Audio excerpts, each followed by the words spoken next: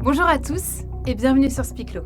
Aujourd'hui, je voudrais revenir avec vous sur un dernier type de structure assez connue mais qui est parfois un peu effrayante parce qu'on ne sait pas exactement ce que ça veut dire. Le storytelling. Alors le storytelling, c'est quoi ? Eh bien, littéralement, le terme anglais veut dire raconter une histoire. Et si justement on s'intéresse aux histoires, eh bien, ce qui nous embarque dans les histoires, c'est l'émotion que suscitent les aventures que va rencontrer le ou les personnages.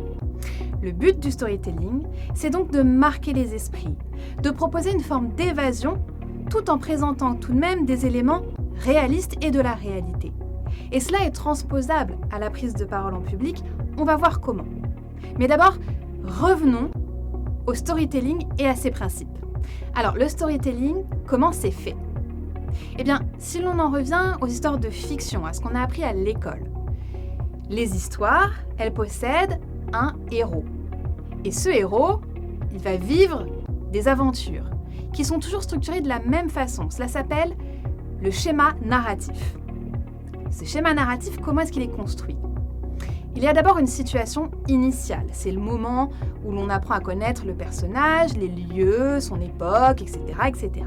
Vient ensuite un élément perturbateur, un problème, qui va amener le personnage au travers de péripéties. Les péripéties, ce sont les étapes qui vont lui permettre de résoudre la problématique. Cela amène le personnage à un dénouement, une solution.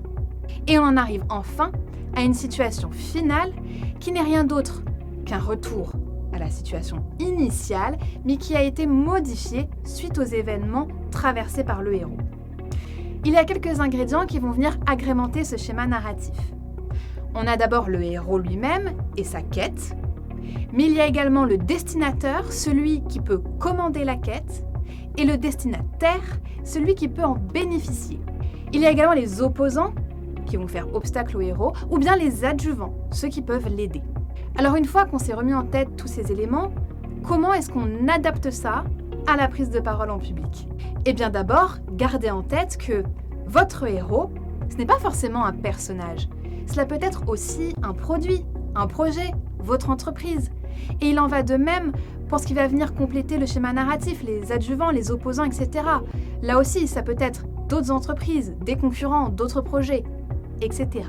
Alors dans quel cas on utilise le storytelling ?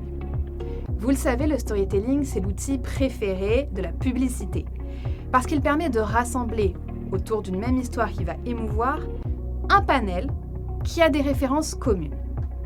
Mais on peut également utiliser le storytelling dans d'autres cadres, notamment dans la communication interne de notre entreprise, ou bien encore pour raconter son propre parcours professionnel, ou bien pour présenter un projet.